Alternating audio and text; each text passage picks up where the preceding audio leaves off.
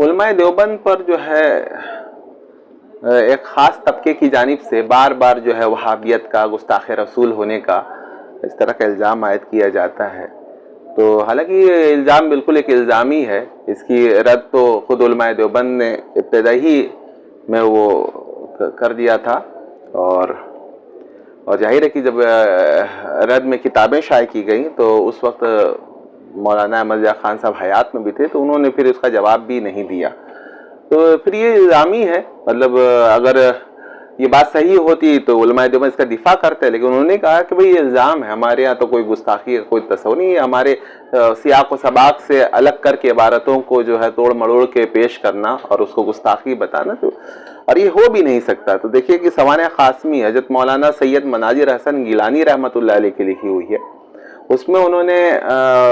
وہ جو ہے حجت الاسلام بانی دارالعلوم دیوبند حضرت مولانا قاسم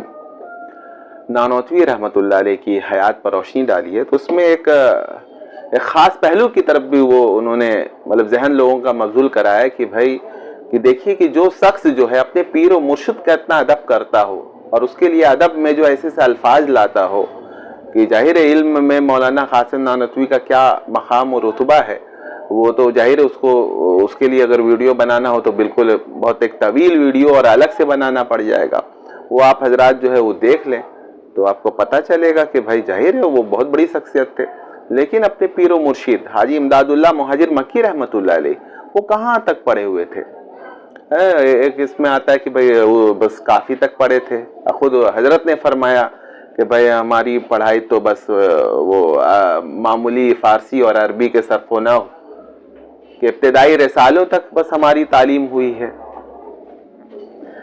تو تعلیم میں یہ معاملہ ہو، لیکن ظاہر تصوف کے ایسے امام تھے اور اس درجے میں وہ پہنچے ہوئے تھے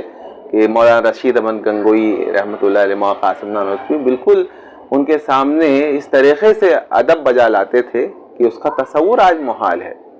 اور صرف